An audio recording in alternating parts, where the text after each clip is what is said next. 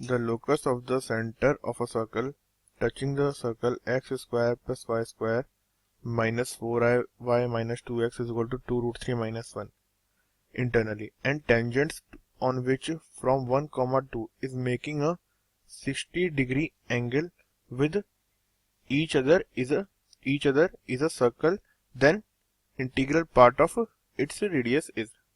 तो हमें जो गिवन सर्कल है वो क्या है, वो सर्कल है x square plus y square minus 4y minus 2x is equal to 2 root 3 minus 1।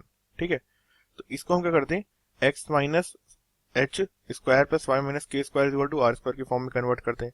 तो क्या लिखा हुआ है माइनस 2x, तो यहाँ से क्या हो जाएगा x माइनस 1 का होल स्क्वायर।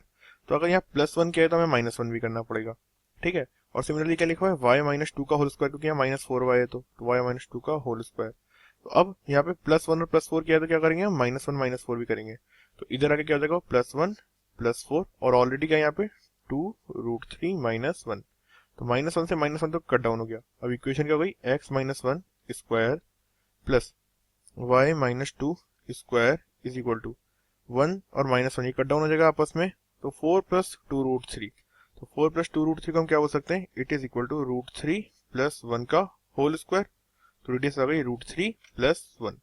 अब सेकंड कंडीशन क्या है कि tangents on which from 1 comma 2 is making a 60-degree angle with each other. और एक कंडीशन है कि वो क्या है, जो उसका क्या है, the locus of the centre of the circle touching this circle. तो इस सर्कल को टच करने की कंडीशन क्या होती है कि दो सेंटर के बीच की डिस्टेंस किसकी इक्वल होती है, r1 प्लस r2 की इक्वल होती है।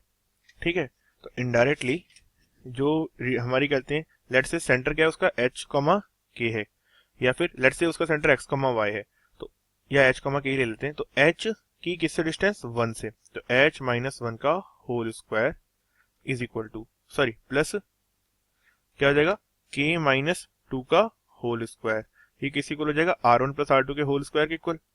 और r1 प्लस r2 हमें रेडियस पता नहीं, तो ऐसे बोल देते रूट 3 प्लस 1 प्लस r का होल स्क्वायर। ठीक है, नाउ अब इसके अलावा हमें और क्या इन्फॉर्मेशन है कि इस सर्कल पे 1,2 से जब हम टेंजेंट्स ड्रॉ करेंगे तो क्या होगा, ये कितना एंगल बनाएगी, 60 डिग्री का एंगल बनाएगी।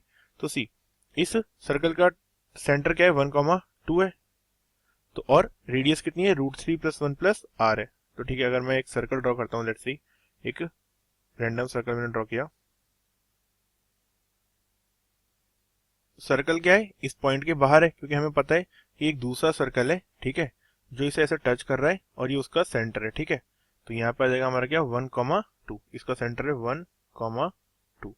अब इस 1,2 से मैं दो लाइन ड्रॉ करता हूँ। एक तो क्या होगा, लाइन गई ऐसे, ठीक है, और दूसरी लाइन क्या गई ऐसे। अब हमसे बोला है कि दोनों टेंजेंट्स के बीच में एंगल कितना है, ये क्वेश्चन में हमें 60 डिग्री गिवन है। तो इसके सेंटर से h के से अगर मैं इस लाइन को ज्वाइन करूंगा तो दोनों एंगल क्या होंगे 30 डिग्री, ये परपेंडिकुलर है एंड ये भी परपेंडिकुलर है। Now see this radius is r, this radius is r। हमें ये डिस्टेंस हमें पता है कितनी है रूट 3 प्लस 1 प्लस r, क्योंकि ये रेडियस कितनी है रूट 3 प्लस 1 है और ये रेडियस कितनी है r के इक्वल है। और हमें साथ में ये एंगल भी कितना गिवन है, it is equal to 30 degree, क्योंकि टोटल एंगल हमें गिवन है कितना है कि tangents on which from 1,2 is making a 60 degree angle with each other. तो 60 डिग्री एंगल ईच अदर के साथ है तो हाफ एंगल कितना हो जाएगा 30 डिग्री। ठीक है, ये एंगल क्या है 90 डिग्री। तो अगर मैं साइन 30 की वैल्यू लिखूं तो साइन 30 की वैल्यू क्या जाएगी, तो sine 30 degree is equal to what, क्या था परपेंडिकुलर अपॉन हाइपोटेनस, तो r upon root 3r, r upon root 3 plus 1 plus r, cross multiply कर देते हैं। क्रॉस मल्टीप्लाई करने हो जाएगा साइन 30 इज इक्वल टू 1/2, तो आएगा root 3 plus 1 plus r is equal to 2r। ठीक है, तो यहाँ से r की वैल्यू क्या जाएगी सॉल्व करने पे, r की वैल्यू आ जाएगी r is equal to root 3 plus 1। तो अगर हमें पता है r की वैल्यू रूट 3 की वैल्यू क्या थी 1.732, तो हो जाएगी वैल्यू 2.732।